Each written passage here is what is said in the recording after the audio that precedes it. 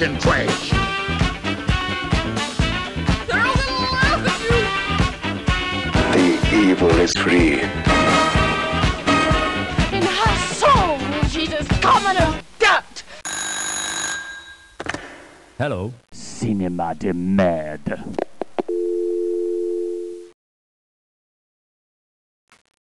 Hey, this is Scott from Cinema de Merde, and today we're going to talk about the movie Night of the Lepus.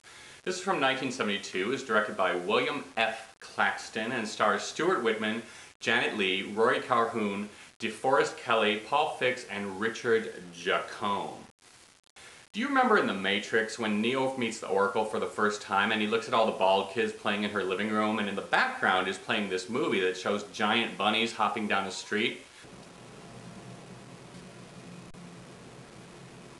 When I first saw that, I was like, what is that? And I've never forgotten it. Well, that movie is Night of the Lepus. which is... A night of total terror. So you see, it's not just partial terror. Now, I recently bought a bunny as a pet, so when I found out what this movie was, I knew I had to watch it now. I thought it was important that I face the horrifying reality of the terror that lay in my midst. That terror lay sleeping like this for the entire time, but I was only too aware that at any moment she could leap for my jugular, gnawing my life away in as little as 45 minutes. So we begin with this special report on the news that talks about bunny populations in Australia going out of control and shows footage of hordes of them hanging out and chewing. Some way must be found to curb their invasion. This is all to impress us with the fact that bunnies actually can be quite a menace and, well, yeah, I guess. Our hero Roy is out riding the plains when his horse's foot falls into a bunny hole and he's forced to shoot the beast and walk all the way home. Do you sense the menace? Now, we may be awaiting the night of the Lepus, but what we have to endure first is the day of the exposition. Roy takes a few rabbits to his lab for experiments, saying, "The bite of the Lepus. That's a Latin word for a rabbit, can be dangerous." So they inject one rabbit, and the evil girl switches it with one from the control group because her mommy, poor, haggard, hair-losing Janet Leigh, has promised her that she could keep one. Heaven help us if any of them should get away before we know the effects of this new serum. Then the girl takes the bunny outside and her friend lets it go, whereupon it starts fucking like, well, bunnies, leading to the mass mutant bunny explosion that occurs a few minutes later. So by what seems like the next day, there's a race of huge, bloodthirsty bunnies. After pausing to note that the hero of our piece wears black leather shirts, the kids whose fault all this is goes to check on the old miner. You'll notice that the boy sends the girl into the deep, dark, terrifying cave while he explores the light, airy cabin. She goes inside and sees the dead, bloody miner being dragged by his neck out of the circle of originless light, and also spots the giant bunnies with bloodstains all over their sweet little mouths. Her experience is intercut with footage of her screaming in bed, making you wonder if all of this is just some horrible dream. This is one of the many avant-garde techniques employed by director William F. Claxton to explore his character's many states of consciousness. Or it's just complete incompetence. Regardless, soon they're finding a bunch of hacked up bodies all over the place. Now, having recent experience with real rabbits, I know that for every 10 minutes of a rabbit's life, you have 20 bunny poops. And that's when you start to ask yourself, where are the bunny pellets? Where are the basketball-sized bunny pellets? One might also wonder when and why these bunnies went from placid herbivores to vicious pack hunters with a taste for human flesh, a question not at all addressed by this film. Another pertinent question this film raises for us is, why is there a sound effect of bubbling water every time the bunnies rampage on screen? You'll have to search inside yourself for the answers, as they just ain't here.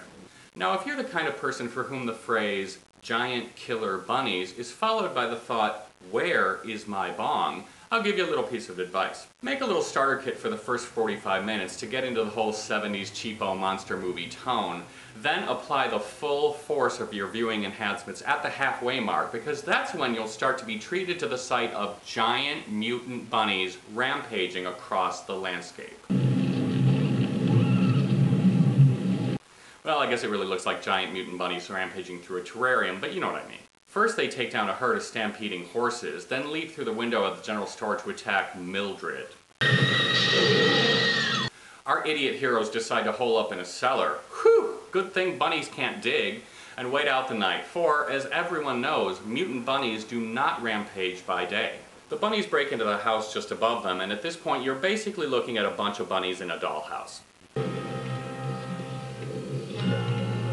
Of course they survive the night, and the next day Roy says to Janet, "You should take the brat, little girl," I mean he doesn't actually say that, "away from here and get out of town," to which Janet's like, "Okay, bye!"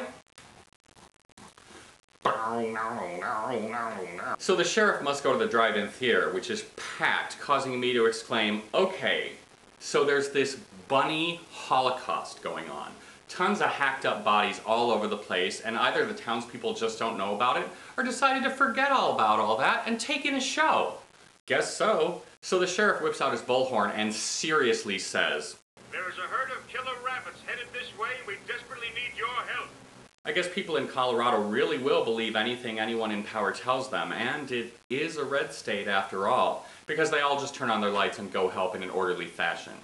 So Janet and the little girl are out driving when they have car trouble, and Janet comes outside and sees some bunnies, so she tells the girl to stay inside and lock the door, which is a fucking dumb idea. I want you to lock the door. Because you just know that if Janet were getting hacked to pieces outside and screaming for the little girl to open the door, the little girl will just put her hands over her ears and say, "Mommy, Mommy, I'm scared."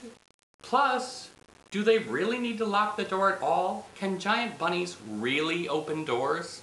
Whatever. Anyway, Janet holds off the bunnies with a road flare until hubby shows up in a helicopter, and you know I was hoping for some Jaws 2 type bunny on helicopter action. So now we have some spoilers in which I'm going to tell you the end of the movie. So if you don't want to know, bye-bye. Spoiler. So how did they kill all the bunnies? I was hoping you'd ask that. They use their cars to round them up, and they electrify these train tracks, so when the bunnies go over the tracks, they get electrocuted.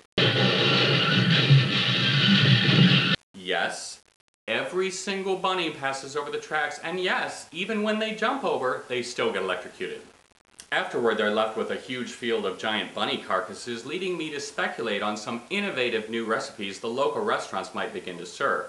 The biggest problem with this movie is that bunnies are not scary.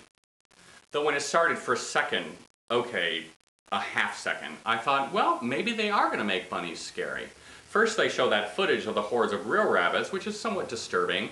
Then for a while I thought they were going to go with the bird style thing where you're looking up at a hill and you see one bunny, and then you look again and there's two bunnies. But you know that the movie's bid to instill terror in its viewers was not working when they're talking about killing the bunnies and your friend you're watching it with says, "Not my widow one with the white nose!" The trailer for this movie is on the disc and is absolutely not to be missed. It contains this super intense voiceover with a line about, What is the terrifying mutant? yes, what is the terrifying mutant? But you'll notice it never actually shows a rabbit. They obviously realize that they need to disguise this fact if they're going to get anyone into the theater. But if you know that no one's going to be scared by giant bunnies, why center a whole movie around them? If you're going to watch it, have a bunch of friends with you and be drunk. Be very drunk. Once more, this is Scott and the Bunny from Cinema de Merde, where you'll find lots of other reviews and videocasts and podcasts and links and funny stuff and everything like that, and you should go there now. It's www.cinemade.merde. Anyway, I hope you enjoyed watching. Check out the site, watch some of my other videos, and bye! Thank you, little bunny.